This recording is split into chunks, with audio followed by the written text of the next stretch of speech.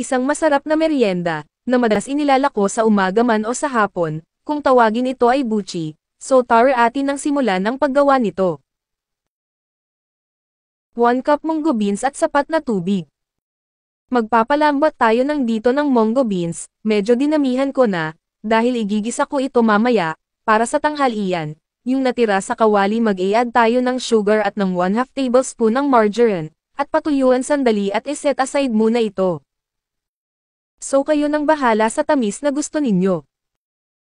So habang inaantay natin maluto ang ating filling, shoutout muna tayo kina Wilma Espore ng Cainta Rizal, Sheila Colina ng Camotes Island, Estrella Rosario ng Sibulan Negros Oriental, at si Elena Navarro ng Davao del Sur. Sa isang bowl maglalagay tayo ng 2 cups ng glutinous rice flour, o yung giniling na malagkit.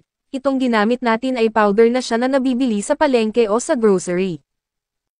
At mag-a-add tayo ng water, mga 3/4 cup na water, kung sa tingin nyo medyo dry ang dough mag-add lang ng pakunti-konting water, at kung medyo basa add lang din ng glutinous rice flour, hanggang sa makuha natin ang tamang consistency, para lang tayong gumagawa ng palitaw.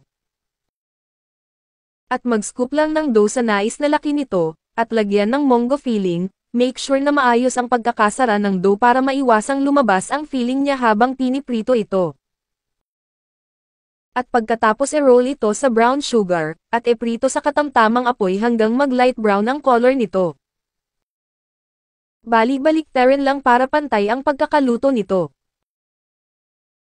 At ganyan lang kadali ang ating recipe ngayon. Pwede nyo itong idagdag sa pinagkakakitaan nyo. Sana ay may natutunan na naman kayo ngayong araw na ito. Have a nice day everyone mga kanegosyo.